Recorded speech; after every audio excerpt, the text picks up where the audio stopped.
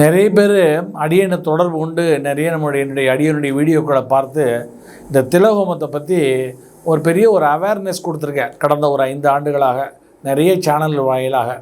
அதனால் நிறைய பேர் ஒரு நாளைக்கு ஒரு 100 ஃபோன் கிட்டக்க திலஹோமத்தை பற்றி என்கொயரி எனக்கு வந்துகிட்டே இருக்குது. நான் எல்லாத்தையுமே சொல்கிறேன், என்ன திலஹோமங்கிறது நீங்கள் விரும்பின ஓவரால் ஃபோனில் கேட்டு உடனே சொல்ல முடியாது.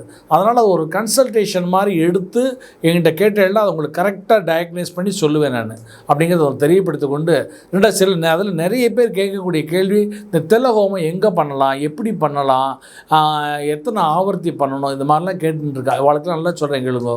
திலஹோமம் பண்ணுறதுங்கிறது கையாலேயோ காசிலேயோ பண்ணக்கூடாது. அது அங்கே பண்ணுறது பித்திருக்களுடைய டியூட்டி, கடமை, பிண்ட பிரதானங்கிறது.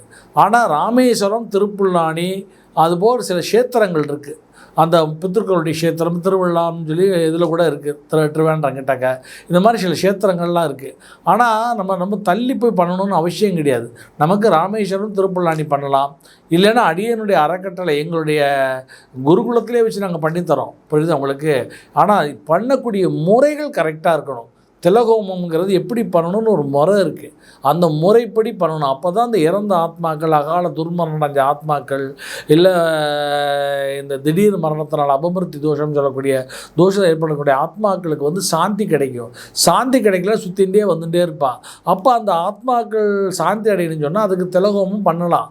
அந்த திலஹோமம் எங்கே பண்ணணும்னா எல்லா இடத்துலையும் பண்ணலாம். ஆனால் வீடுகளில் பண்ணக்கூடாது. சில பேர் வீட்டில் பண்ணலாமான்னு கேட்குற, வீட்டில் பண்ணக்கூடாது, கோயில்களில் பண்ணக்கூடாது, மடங்களில் பண்ணலாம், குருகுலத்தில் பண்ணலாம், இல்லை க்ஷேத்திரங்களில் பண்ணலாம். அதுக்குரிய க்ஷேத்திரங்கள், கர்ம க்ஷேத்திரங்களில் பண்ணலாம். புரியுது உங்களுக்கு. இப்போ சென்னையில் கூட அடியேன் பண்ணுறேன். நம்ம லட்சுமி நாராயணர் அஷ்டலட்சுமி கோயிலில் லட்சுமி நாராயண சன்னதி இருக்குது. அதில் லட்சுமி நாராயண வச்சு தான் திலஹோமம் பண்ணுறோம். அங்கே கடற்கரையிலே பிதிர்களை சேர்க்கலாம். அதனால் தப்பு ஒன்றும் கிடையாது. ஆனால் இந்த திலஹோமம் பண்ணுறது எவ்வளோ ஆவர்த்தி பண்ணணும் அப்படிங்கிறதெல்லாம் ஒவ்வொருத்தருடைய ஜாதகத்தை பார்த்து அந்த திலஹோமம், அந்த முன்னோருடைய சாபம் எந்த அளவுக்கு இருக்குன்னு கண்டுபிடிச்சி அதுக்கு தகுந்தபடி ஆவர்த்தி பண்ணி அதற்கேற்ற மாதிரி தானங்களை கொடுத்தா தான் அந்த திலஹோமத்தினுடைய பலன்கள் பரிபூர்ணமாக கிடைக்கும். அது இல்லாமல் ஏதோ செஞ்சோம், திலஹோமம் பண்ணோம், போனோம், வந்தோம்னாலாம் சரியாக வராது. அதனால் முறைப்படி செய்யுங்க. அதனால் முறைப்படி அடியனை கன்சல்ட் பண்ணால் அது கன்சல்டேஷன் எடுத்துட்டு முறைப்படி உங்களுடைய ஜாதகத்தை காமிச்சு அதுக்கு எவ்வளோ தூரம் அந்த பாதிக்கப்பட்டிருக்குங்கிறத தெரிஞ்சுட்டு அதற்கேற்ற மாதிரி செய்தால் அவளுக்கு உடனடியாக பலன் கிடைக்கும்.